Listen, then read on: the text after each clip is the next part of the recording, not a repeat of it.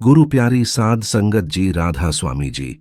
संगत जी, आज हम जानेंगे कि जब किसी विपत्ति में विश्वास टूटता है तब भगवान की पुकार का क्या प्रभाव होता है, और इसे राधा स्वामी मत से समझने की कोशिश करते हैं। आइए इसे गहराई से समझते हैं। विपत्ति और विश्वास का टूटना, आत्मा की कसौटी। राधा स्वामी मत के अनुसार विपत्ति, कष्ट, दुहक या संकट जीवन का एक अनिवार्य भाग है। ये मनुष्य को यह याद दिलाने आते हैं कि यह संसार क्षणिक और मोह माया का बंधन है।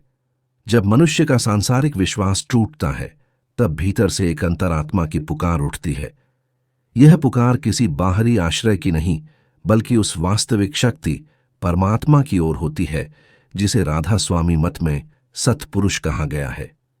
भगवान की पुकार, नाम और सुमिरन का प्रभाव। जब विपत्ति आती है और विश्वास टूटता है तो राधा स्वामी मत कहता है, तब नाम ही एकमात्र सहारा है। यहां नाम का अर्थ है ध्वनि रूप आत्मा की वह शक्ति जो सतगुरु से प्राप्त होती है। इसे ही सुमिरन या ध्यान के माध्यम से जपते हैं। प्रभाव क्या होता है? मन को शांति मिलती है, भय, चिंता और आशंका दूर होती है।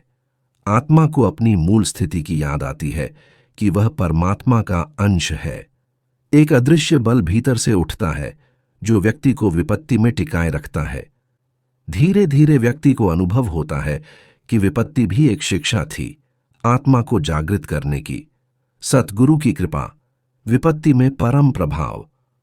राधा स्वामी मत में सतगुरु को परमात्मा का जीवित रूप माना गया है।